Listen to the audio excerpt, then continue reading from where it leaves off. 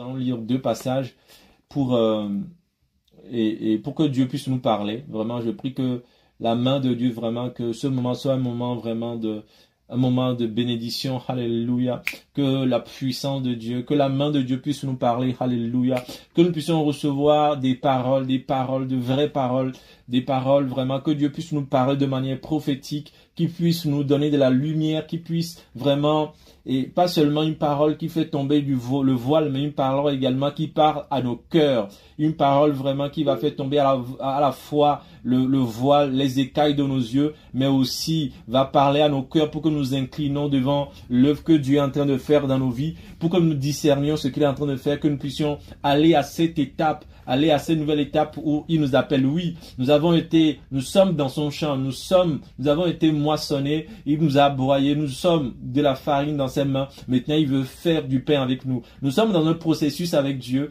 et je pense que Dieu veut nous montrer que lui-même, il est passé par là. Et Jésus est passé lui-même par ce processus-là. Ce processus, on va lutter tout à l'heure parce que ça va nous amener dans Gethsémane.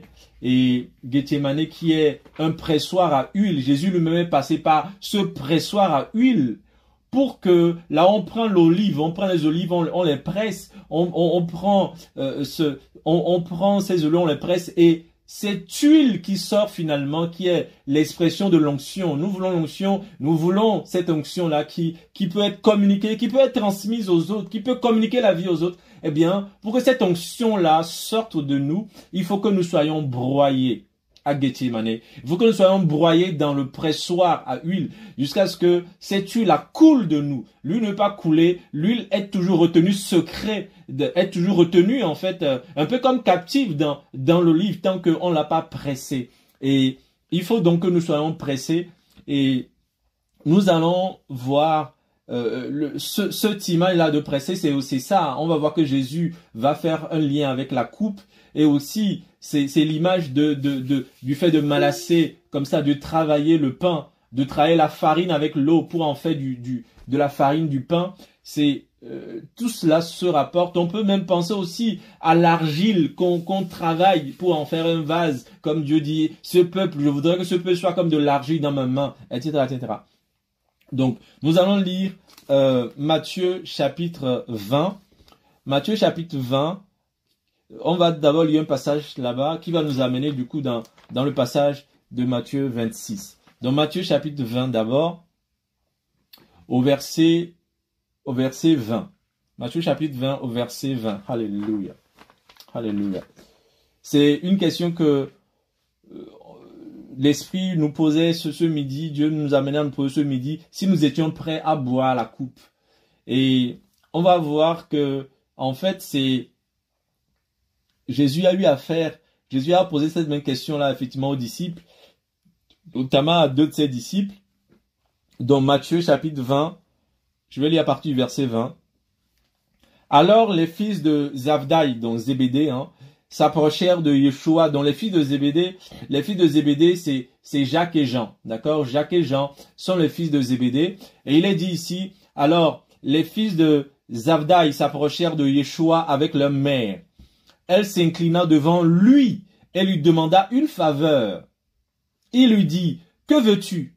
Elle répondit, promets-moi que lorsque tu auras été couronné roi, mes deux fils pourront régner, un à ta droite et l'autre à ta gauche. Alléluia. Mais Jésus lui répondit. Alors, déjà, voyons bien, en fait, ce qui se passe déjà. Comment... Donc, Jacques et Jean avec leur mère. Donc, ils sont aussi en complicité, j'ai envie de dire, avec leur mère, qui viennent voir Jésus. Et demander à Jésus que Jésus leur réserve une place particulière, une place. Vous voyez, on peut la percevoir cette démarche comme une démarche de prière.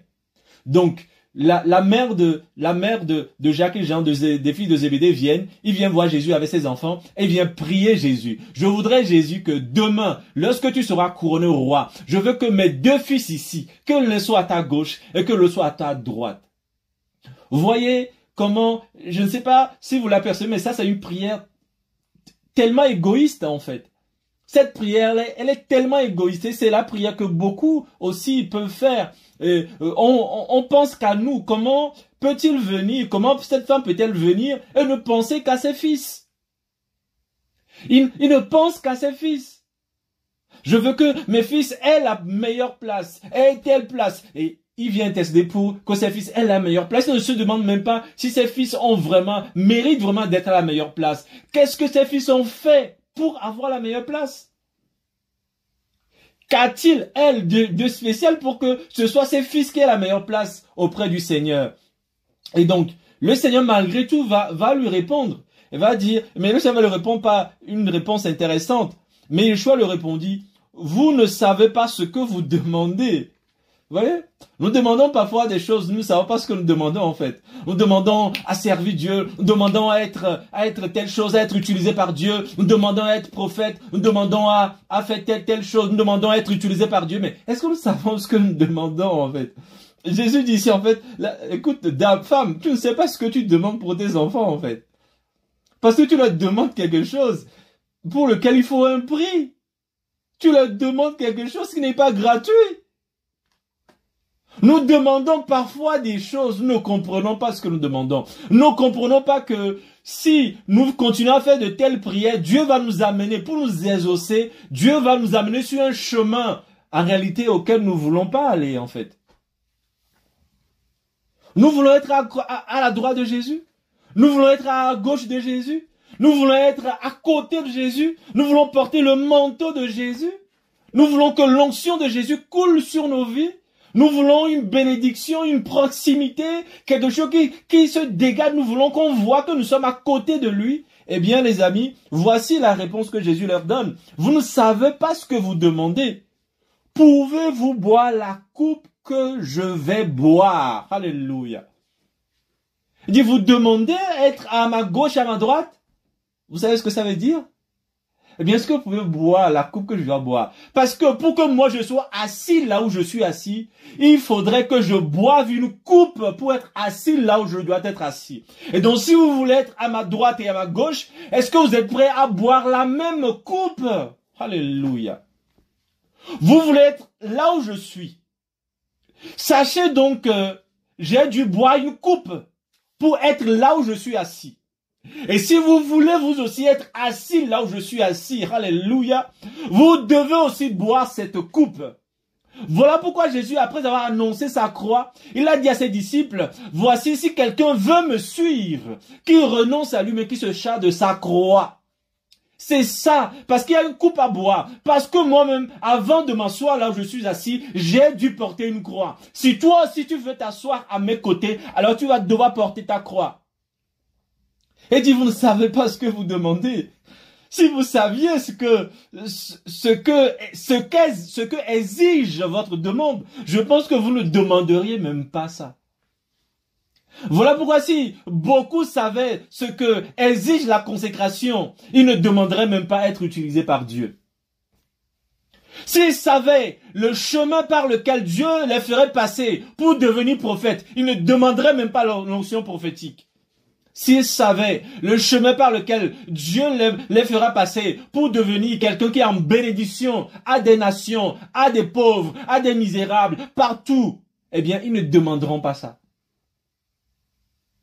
Il dit, vous ne savez pas ce que vous demandez. Pouvez-vous boire la coupe que je dois boire? Et il lui répondit, oui, nous pouvons. Oui, nous pouvons. Mais regardez la réponse de Jésus, il leur dit, oui, vous boirez ma coupe. Mais quant à siéger à ma droite ou à ma gauche, ce n'est pas à moi de décider, c'est mon Père qui décidera pour qui il a préparé ses places. Alléluia. Mais je veux attirer notre attention ici sur un fait parce que si on ne fait pas attention, on peut avoir l'impression que Jésus a donné raison à ces gens-là. Mais en fait, Jésus leur dit, pouvez-vous boire la coupe que je vais boire? Ils ont dit, oui, oui, nous pouvons. Mais Jésus leur dit, oui, c'est vrai, vous pouvez. Mais je crois, c'est clair pour moi, je le sais très bien que quand Jésus leur dit oui, vous pouvez, Jésus et les fils de Zébédée ne pensaient pas la même chose. les fils de Zébédée pensaient pouvoir boire la coupe parce qu'ils comptaient sur eux. Ils comptaient sur leur amour pour Jésus. Ils pensaient qu'ils aimaient Jésus tellement. Mais Jésus, lui, pensait à autre chose. Il pensait au fait que il enverra le consolateur qui les aidera effectivement à boire cette coupe-là. Jésus savait que, oui, au final, ils suivraient ce chemin-là, mais pas parce que ils sont forts, parce que je ferai quelque chose dans leur vie pour qu'ils puissent boire cette coupe-là. Donc, quand les filles de Zébédée disent, oui, nous pouvons, on sait que Pierre a dit la même chose. Oui, moi, quand bien tout le monde te reniera, moi je te renierai jamais. Donc, Jésus, le oui de Jésus ici, ce n'est pas pour la dernière raison. Oui, c'est vrai, vous m'aimez tellement que vous allez boire cette coupe. Non, c'est vous dire oui, c'est vrai, vous la boirez. Mais en fait, vous ne savez même pas pourquoi vous la boirez. Vous la boirez. Vous ne savez même pas comment vous arriverez à la boire. Mais moi, je sais que vous la boirez parce que je sais ce que je vais faire en vous pour que vous puissiez la boire, cette coupe. Et c'est beau de voir que Jésus sait qu'on arrivera à boire cette coupe. Jésus sait que on va pouvoir y arriver. Alléluia. Jésus sait que tu la boiras, ta coupe. Jésus sait que tu la porteras, ta croix. Jésus le sait. Et dit oui, vous boirez ma coupe. Par contre, il dit, mais quant à siéger à ma droite, à ma gauche, ce n'est pas moi qui vais décider. Vous voyez? Nous la boirons cette coupe. Et donc, de là encore, le Seigneur nous fait comprendre que, en fait, nous n'avons pas à boire la coupe, nous n'avons pas servi Dieu parce que nous voulons être à sa droite ou à sa gauche. Nous le servons parce que il nous a aimés, nous savons déjà que nous serons avec lui. Non pas à chercher à être meilleur que les autres au ciel. Et on pense que l'égoïsme est au ciel. C'est ce caractère égoïste-là, on veut même aller au ciel avec ça. On veut aller au ciel avec l'idée de concurrence. Il n'y a pas de concurrence au ciel, vous voyez. Au ciel, ceux qui entreront au ciel, c'est des gens qui vivront dans le contentement. Ils se contenteront de la place que Dieu leur donne. Ils ne seront pas là à vouloir, à rêver de la meilleure place. Ils ne sont pas là à rêver de la meilleure maison, de la meilleure place, à être le plus proche que les autres. Non, il n'y a pas de concurrence. Tous ceux qui sont dans cette mentalité, dans cette pensée de la mère des filles de Zébédée n'iront pas là-bas. Ils seront d'abord dépouillés de leur idée de concurrence. Ils seront d'abord dépouillés de leur esprit de concurrence avant de pouvoir aller au ciel. Parce qu'il n'y a pas de concurrence au ciel. Donc, tous ces idées, tous ces soifs de, moi je veux être ici, moi je veux être ici, non, c'est le Père qui décide en fait, c'est pas toi qui décide, c'est pas toi tu vas pas corrompre le Père, tu vas pas marchander, c'est pas parce que tu viens avec ta mère devant le Père, oh Jésus, je veux que mon enfant, tu peux venir avec qui tu veux, tu peux venir avec ton bébé, avec ta maman, avec tout ce que tu veux, tu ne vas pas manipuler Dieu, c'est Dieu qui choisit la place qu'il donne à chacun de ses élus, c'est Dieu qui choisit la place. Et le premier élément que je veux qu'on voit ici, c'est d'abord comprendre que si nous voulons être à la place, si nous voulons avoir une place dans le royaume du Messie, si nous voulons avoir une place à ses côtés, si nous voulons nous asseoir là où il est, comme il a dit, là où je suis, là sera mon serviteur. Si nous voulons être là où notre maître est, si nous voulons nous asseoir là où il est assis, si nous voulons voir de la position d'où il voit, si nous voulons agir de la position d'où il agit, si nous voulons pouvoir consoler de la position d'où il console, si nous voulons pouvoir parler aussi, étant sur la terre, mais de la position spirituelle dont il parle, il nous faudra boire la coupe qu'il a dû boire pour arriver là-bas. Il nous faudra boire la coupe. Et c'est ce qu'elle dit. Il faudra que, êtes-vous prêts à boire la coupe que je vais boire? Mais on se dit, mais pourquoi Jésus leur pose la question, sachant que il dira au final que, oui, vous la boirez. Il veut leur faire réaliser que, attention, il y a un prix à payer. Même si ce prix-là, je sais que vous le payerez par la puissance du Saint-Esprit, je veux que vous compreniez qu'il y a un prix à payer. Alléluia. Alléluia. Je veux que vous la compreniez. Et que ce prix-là, vous ne pourriez pas la payer vous-même. Et c'est pour ça que je vous enverrai le Saint-Esprit. Et ce Saint-Esprit-là sera la puissance divine qui vous permettra de pouvoir payer ce prix-là. Jésus veut qu'on ait conscience qu'il y a un prix à payer. Que vivre la gloire de Dieu, il y a un prix à payer. Que marcher et manifester la puissance de Dieu, manifester la gloire de Dieu, manifester le caractère de Dieu, il y a un prix à payer. manifester son nom, sa gloire, faire connaître son nom, il y a un prix à payer. Et il veut, c'est pour éveiller leur conscience. Il y a un prix à payer. Je veux que vous compreniez que ma grâce, il dit ne donnez pas les choses saintes aux chiens, ni vos perles pour nous, jetez pas les perles aux pourceaux, les choses saintes aux chiens. Voilà le prix à payer. Un prix de discipline, un prix de dépouillement, un prix de pressoir à huile, un prix à payer. C'est ça, cette coupe qu'on voit ce midi, cette coupe qui est devant chacun. Cette croix qui se présente devant chacun qui veut régner avec lui. Si tu veux régner avec lui, comme l'a dit la mère des filles de Zébédée, quand tu seras couronné dans ton règne, eh bien si tu veux régner avec lui, prends ta coupe. Et voilà. Maintenant, on va apprendre comment il a bu cette coupe-là. Parce que Jésus nous montre le chemin. Il nous montre le chemin. Donc, quelques chapitres avant, il leur parlait de la coupe qu'il devait boire. Et maintenant, le jour J. Le jour J pour boire cette coupe est arrivé. Et nous allons regarder maintenant comment Jésus a-t-il abordé ce temps, et comment était ce temps-là même, cette coupe-là, le temps où il devait prendre cette coupe, comment était ce temps-là, comment se sentait-il, etc., etc. Nous allons donc prendre Matthieu chapitre 26. Alléluia. Alléluia.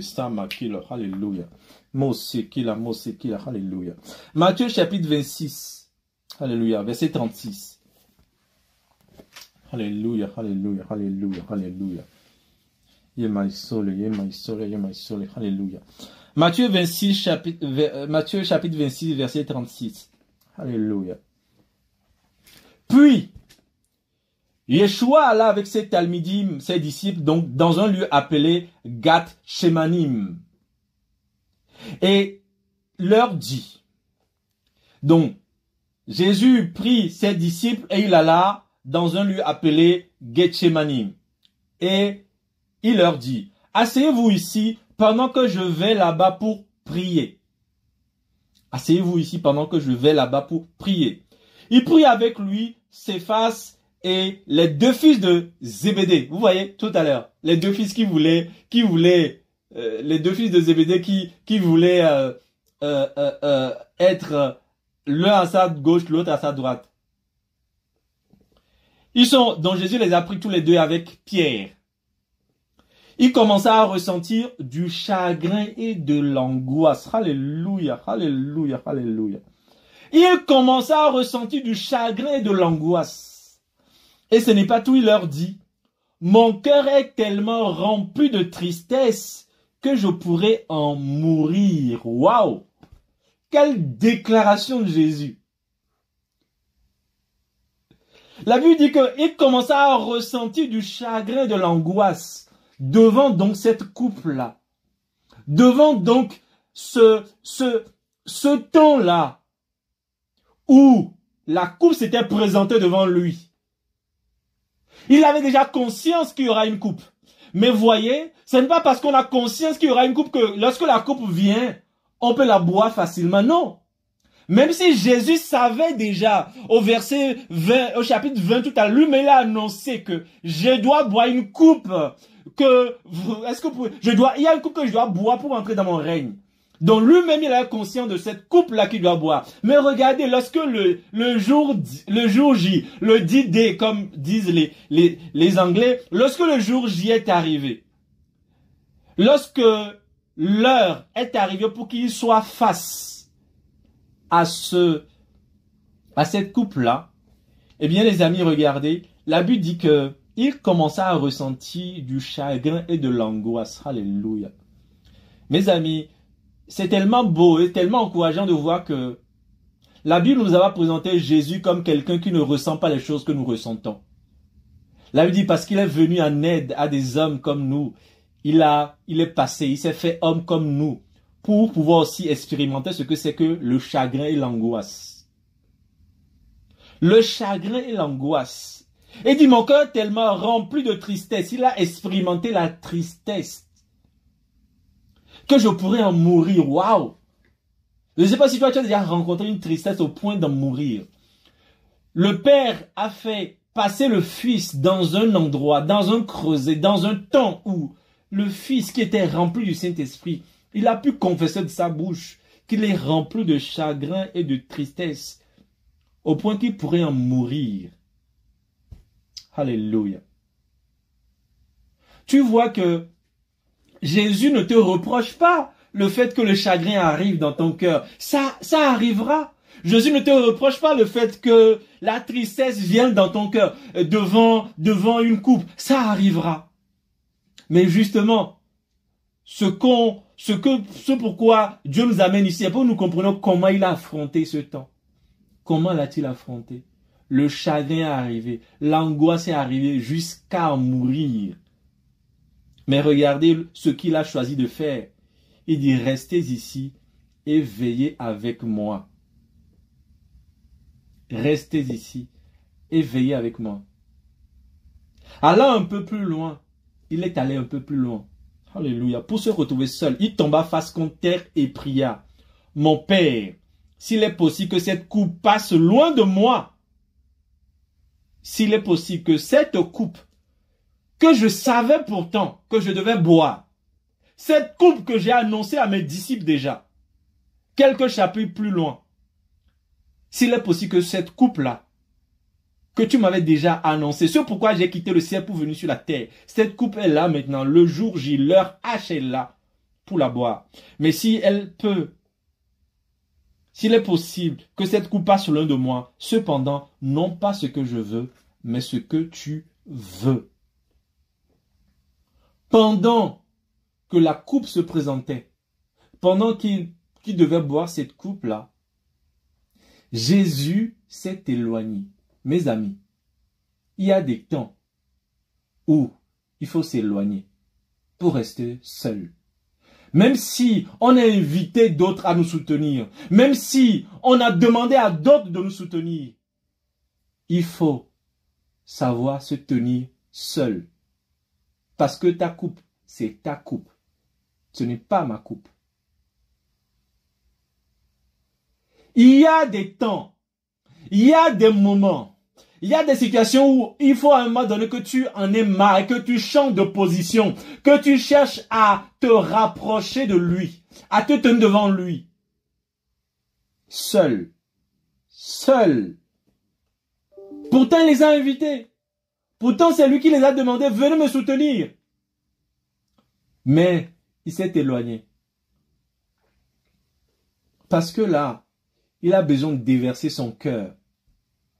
Il a besoin de déverser son cœur.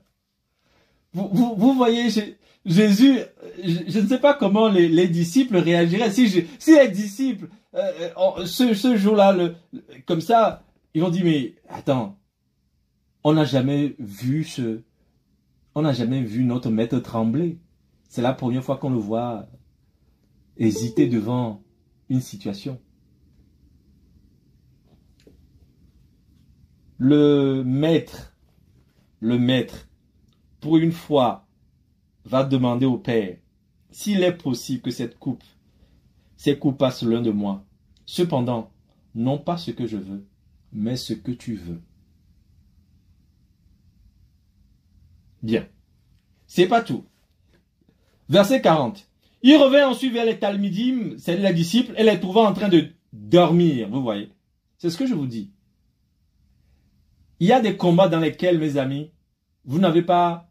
Vous pouvez inviter, vous pouvez solliciter les autres, mais sachez que c'est votre coupe, en fait. Dieu permettra d'ailleurs que les gens ne vous soutiennent même pas. Dieu permettra que les gens ne vous soutiennent pas.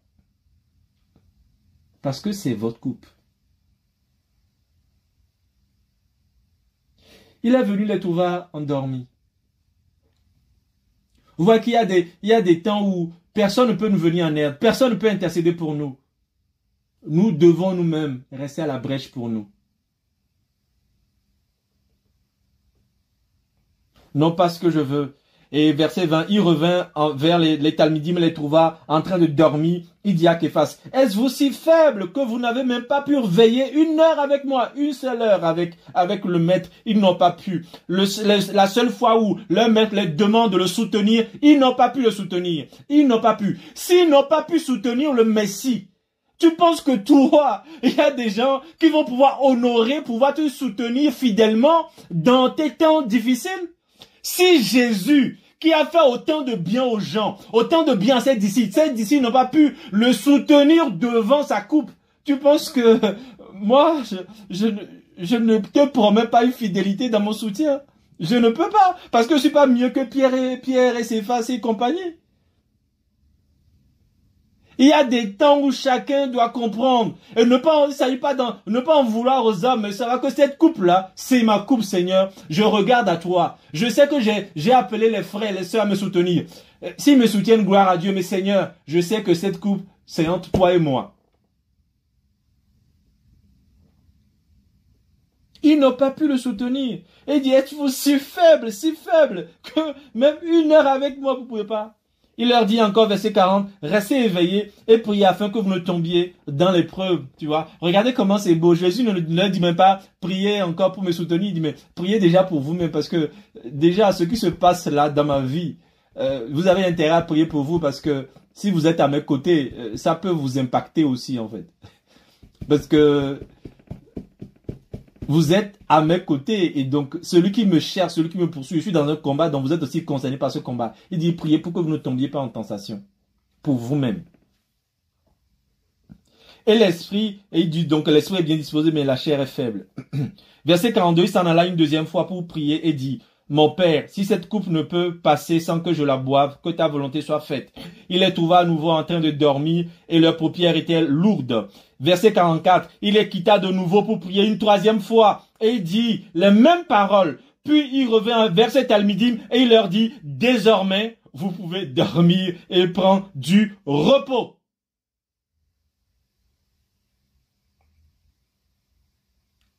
Ensuite, il enchaîne par... Je vais réserver, je vais pas tout de suite aborder ça, mais comprenons bien tout ce qui se passe jusque-là. Jusque-là, on voit Jésus, pour une première fois, hésiter 3 fois. 3 fois. La Bible dit qu'il a répété la même chose, la même prière 3 fois. Alléluia. Il a tremblé 3 fois. Vous voyez que c'est pas facile ça n'a pas été facile pour lui. C'est encourageant pour moi de voir ça. Et de comprendre que même Jésus, sa coupe a été difficile pour lui de boire. Et donc, Jésus est conscient que ma coupe aussi est difficile pour moi de la boire. Mais il me montre le chemin. Il me montre que regarde mes disciples, regarde mon fils, ma fille, regarde moi, moi-même. Lorsque j'ai été confronté à ma coupe, parce que chacun a sa coupe. Lorsque j'ai été confronté à ma coupe, et oui, j'ai tremblé. Mais je ne suis pas resté dans le tremblement. J'ai crié à Dieu 3 fois, j'ai crié au Père. 3 fois. Et ça me rappelle la prière de Paul. Paul dit 3 fois, j'ai prié Dieu pour qu'il m'éloigne, qu'il m'enlève cette écharde-là. 3 fois, j'ai prié Dieu pour qu'il m'éloigne cette écharde-là de moi.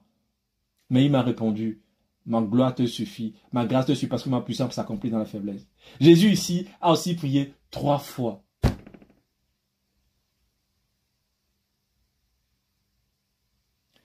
Mais ce qui est merveilleux, ce qui est beau dans ce passage, c'est que après ces 3 fois-là, le combat était terminé. Alléluia. C'est tellement beau. En fait, c'est merveilleux. Regardez, Jésus se lève en fait. Quand Jésus se lève la 3e fois, quand Jésus se lève, il va voir ses disciples et dit, maintenant vous pouvez aller dormir. C'est bon. J'ai plus besoin de vous. Et d'ailleurs, allons-y parce que ceux qui doivent m'arrêter, ils sont là. Il dit, voici, l'heure est arrivée où le Fils de l'homme va être livré entre les mains des pécheurs. Levez-vous, allons-y, voici celui qui me trahit. est là. Là, c'est comme si, après ces 3 prières-là, le combat était remporté. Jésus ne tremblait plus. C'est fini en fait les tremblements. Il dit, c'est maintenant lui-même qui va à la rencontre de ceux qui doivent lui servir cette coupe-là. Vous voyez? Ça dit qu'il y a quelque chose qui s'est passé dans cette prière-là. Le but de la prière lorsque nous sommes devant la coupe, c'est de nous enlever la peur. Parce que quand vous êtes devant cette coupe-là, votre cœur tremble. Vous sentez, il y a tous les ténèbres qui se réunissent en fait pour vous oppresser, pour vous empêcher, pour vous faire peur. Comme si vous descendiez dans l'enfer. Mais vous avez besoin donc d'être là, attaché à lui. Vous avez besoin d'être dans sa présence jusqu'à ce que la peur disparaisse. Tant que vous n'êtes pas, cette peur n'a pas disparu, vous devez continuer à le chercher, à vous tenir devant lui jusqu'à ce que la peur de boire la coupe, la peur d'obéir, la peur d'accepter ce chemin que Dieu nous impose, la peur de supporter ce que Dieu veut qu'on supporte. Jusqu'à ce que cette peur soit partie, eh bien nous resterons toujours à lui demander, à le prier jusqu'à ce que cette peur quitte. Cette peur doit partir. Cette hésitation doit partir. Ce tremblement, cet ébranlement doit partir. Et quand cet ébranlement est parti, vous voyez, c'est nous un coup courant qui allons prendre la coupe. Il dit c'est bon. Là, c'est bon, vous pouvez dormir maintenant. Vous voyez qu'il y a un temps pour prier, un temps pour dormir. Généralement, le temps pour dormir, c'est quand on a accepté la croix. Quand tu as accepté ta croix, tu dors. Quand on a arrêté Pierre, là, Pierre, il était en prison, là. La Bible dit qu'il dormait. Voilà. Le gars, il est allé en prison, il a dormi, en fait. L'apôtre Paul est allé en prison, eh bien, il a commencé par louer. Voilà. Il n'est pas là. Oh Seigneur, sors-moi d'ici. Seigneur, je t'en supplie. Non. Quand tu es mort, quand tu as accepté la croix, tu n'es pas là à prier la délivrance. Comprenez ça. Quand on n'a pas accepté la croix, on prie la délivrance. Mais quand on accepte sa croix, quand on comprend la croix, on n'a plus peur que l'on soit délivré ou pas. On dit allons de l'avant seulement. Allons de l'avant.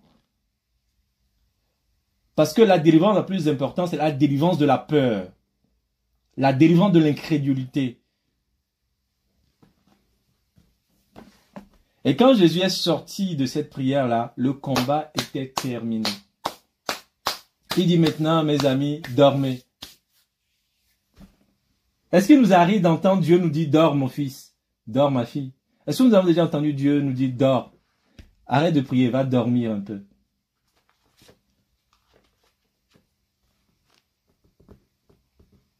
Celui qui a la foi, celui qui a confiance et qui a vaincu sa coupe, eh bien, celui-là peut rentrer dans le repos. Le repos, mes amis. Alléluia.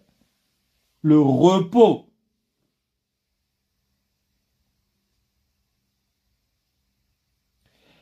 Parce que dans ma version, il est dit, quand il a dit aux disciples, désormais vous pouvez aller dormir, c'est ajouté, et prendre du repos. Désormais vous pouvez dormir, aller prendre du repos. Est-ce que nous arrivons à discerner des temps où Dieu veut nous donner aussi du repos? Repos pourquoi? Parce que oui, le combat est terminé. Le combat est terminé.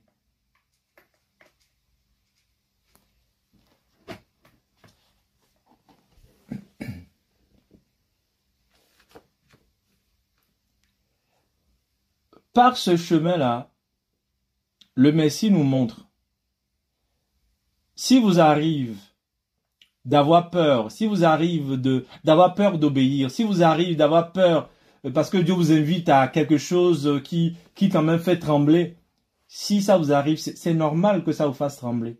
Mais ne vous arrêtez pas au tremblement. Criez à lui jusqu'à ce qu'il vous délivre de cette peur, jusqu'à ce qu'il vous délivre de ce tremblement.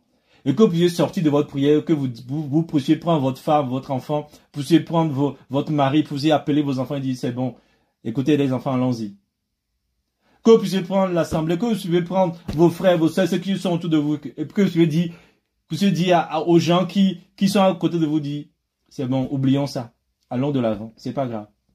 Alors que vous venez de recevoir une gifle, on vient de vous cracher dessus, on vient de vous détruire, on vient de salir votre nom, on vient de détruire votre renommée, alors que tout le monde autour de vous vous demande, allez réagir, allez réagir, allez réagir.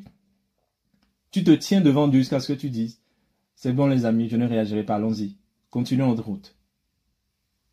Continuons notre route. Pourquoi? Parce que dans la prière, la présence de Dieu a surpassé le fardeau de mes ennemis.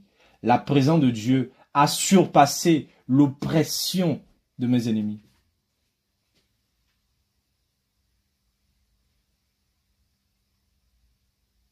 L'heure des ténèbres. Apprendre à accepter l'heure des ténèbres dans nos vies. Et comment affrontons l'heure des ténèbres dans nos vies? Et ce passage, nous connaissons la suite. Vous voyez comment Jésus lui a affronté cette coupe-là. Regardez un peu, on ne va pas lire, ça va être long, mais vous connaissez ce passage tous. Mais regardez comment Pierre va agir après. Pierre a sorti son couteau. Il a arraché l'oreille de Marcus. C'est comme ça que un homme charnel, c'est comme ça qu'il règle. Quand Dieu lui met devant sa coupe, c'est comme ça qu'il se bat avec les hommes. Il tape les hommes. Il se met à se battre à les hommes. Il se met à donner coup pour coup. Œil pour œil, dent pour dent. Il ne comprend pas que ça là, c'est la loi du talion. Mais le Fils de Dieu est venu. Il dit, si votre justice ne surpasse pas la justice des pharisiens, vous n'entrez pas dans le royaume de Dieu. Vous avez entendu parler, vous avez entendu dire les anciens dire, œil pour œil, dent pour dent. Mais moi je vous dis, si on vous frappe sur la joue droite, donnez la joue gauche. Mais l'homme charnel n'a pas compris ça. L'homme charnel veut toujours rendre coup pour coup. Quand du coup pour coup là, c'est pas forcément un couteau, hein. Quand tu vas te justifier à gauche et à droite parce que quelqu'un t'a fait quelque chose, quoi, tu passes dans le coulisses, toi si tu essaies d'attirer les gens pour qu'on te donne raison, tu es en train de donner coup pour coup. Au lieu de laisser Dieu te justifier, tu veux te donner raison. Tu veux te donner raison. Coup pour coup. Rendre coup pour coup. Mais le Fils de Dieu, il sait qu'il n'a pas affaire aux hommes. Il a affaire à celui qui lui a donné la coupe. Cette coupe-là, en fait, c'est pas la coupe des hommes, c'est la coupe de Dieu. C'est pas la coupe de Satan, c'est la coupe de Dieu. C'est la coupe du Père. La coupe que le Père lui a donnée à boire. Je ne boirai pas la coupe que le Père m'a donné de boire. Mais nous, vous savez pourquoi souvent nous n'acceptons pas la coupe? Parce que nous pensons que nous disons que la coupe vient du diable. On dit non, je refuse, je refuse, je refuse, je refuse. Au nom de Jésus, je refuse, je refuse, je refuse. Non, Seigneur mon Dieu, je refuse, ça ne m'arrivera pas. Au nom de Jésus, je refuse. Et comme ça, quand Dieu nous donne une coupe, à chaque fois, on balaie d'un revers de main. Je refuse. On prie contre Dieu lui-même. Non, Seigneur, je refuse. Ça, je refuse. Au nom de Jésus, je refuse. Jésus te tend quelque chose à boire et tu refuses la chose au nom de ce même Jésus qui te tend la chose à boire. Comment l'ignorance, et comment en fait le cœur inconverti peut être bête dans les choses spirituelles. Quand le diable voit ça, en fait, il rigole. Quelque chose que ton sauveur, celui qui t'aime, ton Père, il te donne, tu rejettes ça au nom de lui-même. Seulement parce que tu n'as pas compris. Tu n'as pas compris qu'il y a des coupes qui viennent du Père, que toutes les coupes qui viennent du Père ne sont pas des coupes délicieuses. Tu n'as pas compris que le Père donne aussi des coupes amères. Parce que notre vision de Dieu, c'est un Dieu qui fait que donner ce qui est bon. Et même si dans une certaine mesure, la chose, elle est bonne, attention, elle est bonne dans un sens, mais la vision que nous avons, nous ne comprenons pas qu'elle est bonne dans cette vision-là. Parce que boire cette coupe-là, c'est ça qui nous donne le salut aujourd'hui. S'il n'avait pas bu cette coupe, on ne serait pas sauvé.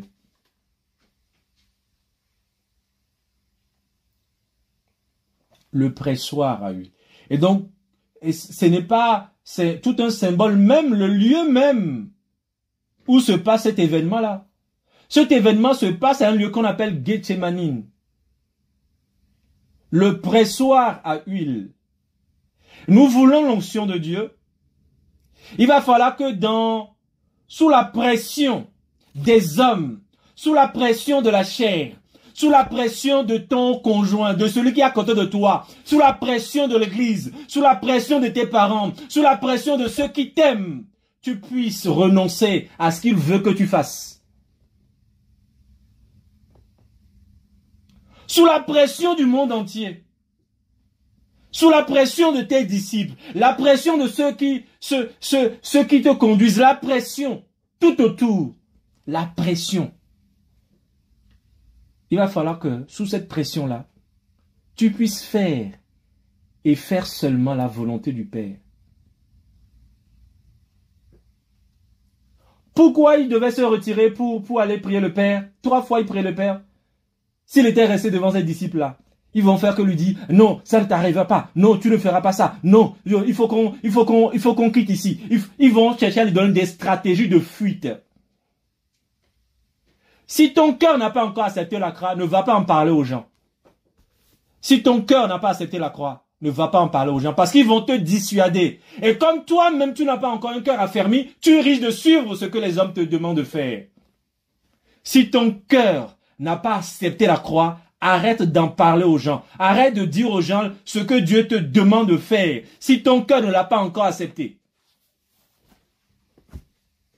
Si toi-même tu trembles, tu vacilles, et tu vas en parler aux gens.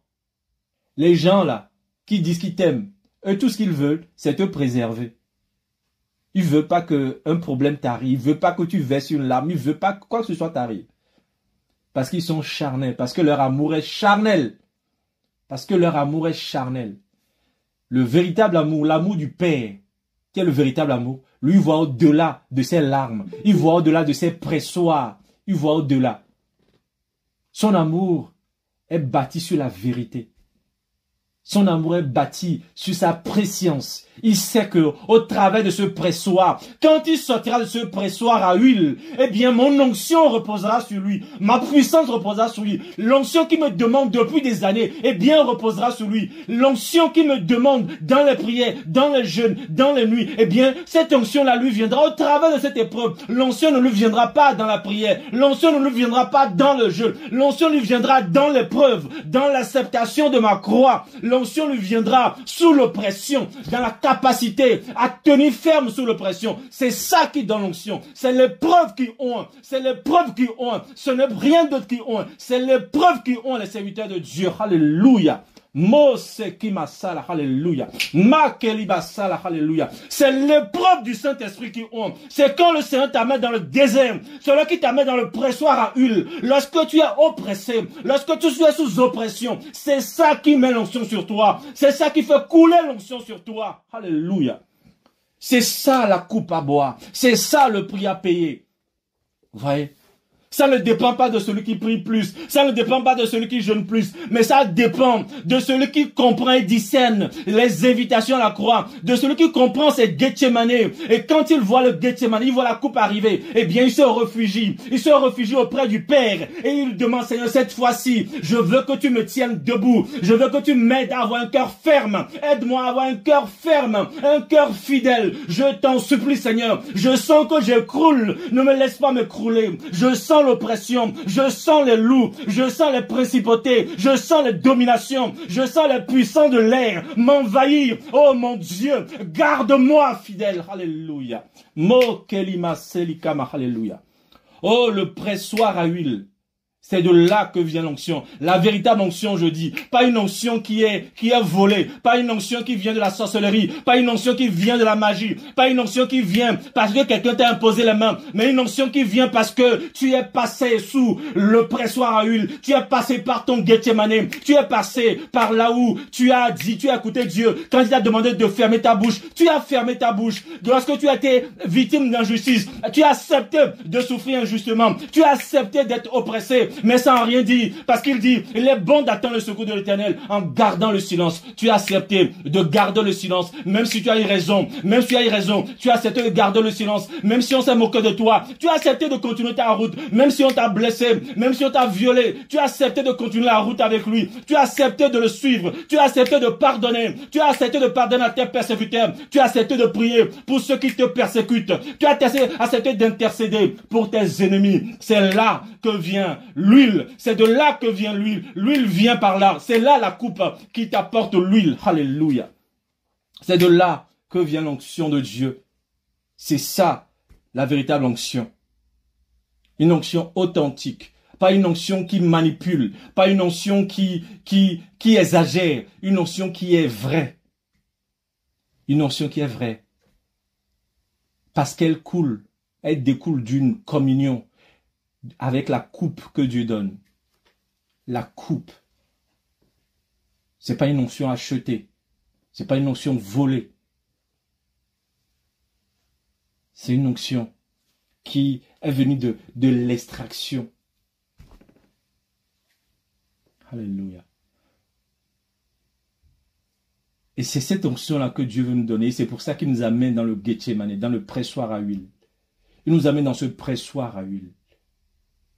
Pressoir à huile. Tu vois que cette huile est en toi, mais tu dois être pressé pour que cette huile sorte. Alléluia. Cette onction est en toi. La vie de Dieu est en toi. Toutes ces promesses sont en toi. Mais tu dois être pressé pour que ces promesses-là voient le jour. Tu dois être pressé, tu dois être pressé, tu dois être pressé. Tu es rempli tu es rempli d'héritage du Christ. Tu es rempli de promesses de Dieu. Tu es rempli de dons de Dieu, rempli de vie de Dieu. Mais il faut te presser pour que cette vie-là sorte. Et que les gens puissent goûter. Que cette onction, cette huile qui sortira de toi puisse nourrir. Que ce pain-là, que tu deviendras, ce pain puisse nourrir, et celui qui mangera du pain que tu seras, eh bien celui-là goûtera que Dieu est vraiment bon. Il saura que oui, il y a vraiment des serviteurs de Dieu, que Dieu a honte. Il y a vraiment des pains descendus du ciel pour nourrir les hommes affamés de justice, affamés de sainteté, affamés d'amour.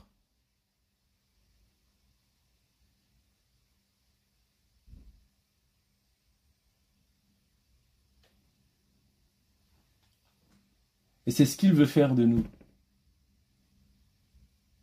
C'est ce qu'il veut faire de nous.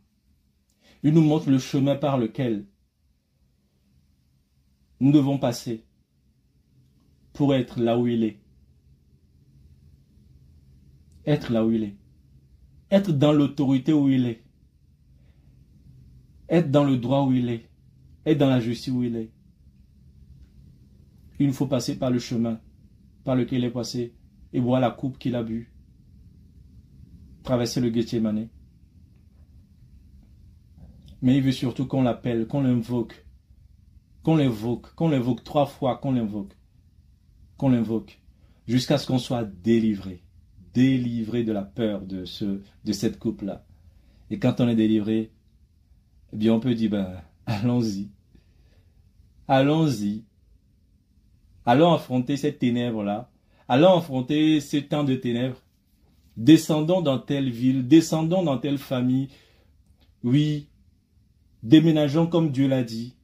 Oui, vendons ces choses-là comme Dieu l'a dit et donnons-le aux pauvres. Vendons nos biens. Vendons ce que nous avons de cher et donnons-le. Si c'est ce que Dieu nous dit, faisons-le. Lorsque tout le monde te dit, ah oui, mais pourquoi tu fais ça? Oui, mais attends. Ah oui, mais attends. Tu vas le faire parce que tu as eu la même attitude que Jésus avait quand il était à Gethsémani. Pendant ces temps-là, quand on est dans de telles situations, il faut que nous passions plus de temps avec Dieu qu'avec les hommes, parce que si nous passons du temps avec Dieu, avec les hommes, ils nous mettront toujours des alternatives, ils nous mettront toujours les moyens de fuir, de ne pas boire cette coupe. Et c'est pour ça que c'est important de demeurer dans la présence de Dieu, parce que la foi grandit. Lorsqu'on va dans la présence de Dieu, Jésus a prié la première fois, mais ça n'a pas été suffisant. Il est revenu encore une deuxième fois, ça n'a pas été suffisant. Il est revenu encore une troisième fois. Et là, ça a été suffisant. Alléluia. Et quand c'est suffisant, on sort de là, le combat est fini. Fini. Mes amis, oh, que Dieu nous aide à nous attacher à lui devant nos coupes, dans nos Gethsémani. Que Dieu nous aide à le prier 3 fois lorsque la peur viendrait devant son obéissance, devant les obéissances qu'il nous demanderait. Que Dieu nous aide à le prier 3 fois, mais surtout à sortir de la prière avec une ferme conviction de lui obéir. Avec une ferme conviction de ne pas retourner en arrière. Alléluia. C'est ça le fruit de la prière, le fruit de la vraie prière. Quand tu sors de là, tu sors avec une ferme conviction d'obéir à Dieu. une ferme conviction. Il m'a demandé cette séparation-là. Après la prière, c'est fini, je me sépare. Il m'a demandé de sortir, de fermer tel compte. C'est fini. Après la prière, je ferme tel compte. Il m'a dit d'aller dire à telle personne, on n'est plus ensemble. On était dans le péché depuis des années là. Dieu m'a demandé de sortir de ce péché. Je vais le lui dire. Après la prière, je tremblais. J'avais peur. Qu'est-ce qu'il va me dire? Mais qu'est-ce qu'il va me dire? Mais quand je sors de la prière, la troisième fois, quand la prière est finie là, c'est fini, je sors avec une ferme conviction. Je vais sortir de l'impudicité. Je vais sortir du concubinage. Je vais sortir des relations qui ne sont pas conformes à la parole de Dieu. Parce que j'ai été devant le Père dans mon Gethsémane. Et il m'a fortifié. J'ai trouvé en lui la force d'obéir. Vous voyez, Gethsémane, c'est aussi le lieu où on va retrouver la force pour obéir à Dieu. S'il te manque de force pour obéir à Dieu, va dans ton Gethsémane. Demande-lui, Seigneur, je t'en supplie, je veux obéir. Donne-moi la même force que tu as donnée à Jésus à Gethsémane. De telle sorte que lorsque je vais sortir de cette prière, moi aussi, je puisse sortir avec la ferme conviction. Que je sorte avec la ferme conviction de t'obéir. Que je sorte avec la ferme conviction de sortir de ce péché. Que je sorte avec la ferme conviction de renoncer à ce péché, de renoncer à cette position qui ne te glorifie pas, de renoncer à moi-même pour te servir, de renoncer à moi-même pour ouvrir ma bouche et parler de toi. Que je sorte de cette prière-là et que je n'ai plus honte de toi, que je n'ai plus honte de toi, que je puisse ouvrir la bouche et parler à à qui tu veux que je parle, Seigneur. Je veux sortir avec une ferme conviction, pour pouvoir me tenir devant les hommes, pouvoir me tenir peut-être en public et témoigner de toi, pouvoir aller sur les places de marché, aller même voir les musulmans, aller là où je ne pouvais pas aller avant, pour pouvoir dire ce que tu veux que je dise. Seigneur, je vais en finir avec la peur dans ma vie. Je vais en finir avec la peur. Oh Seigneur, aide-moi. Alléluia. Oh Yahweh, alléluia. Oh, il y a tellement, je vois tellement de choses. En fait, c'est comme si, Dieu me dit, en fait, c'est comme si nous saisissons ça, en fait, ça, on sera des fous, en fait. En fait, ce qu'il me dit là, si on arrive à saisir ça, c'est que, c'est incroyable. Enfin, je vois quelque chose d'indescriptible, d'incroyable, que je ne vais pas expliquer, quelque chose d'incroyable.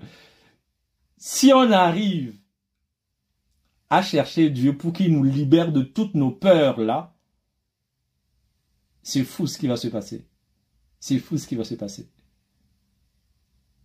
Alléluia. Oh Jésus. Oh, apprends-nous à aller à Gethsémane pour retrouver la force d'obéir.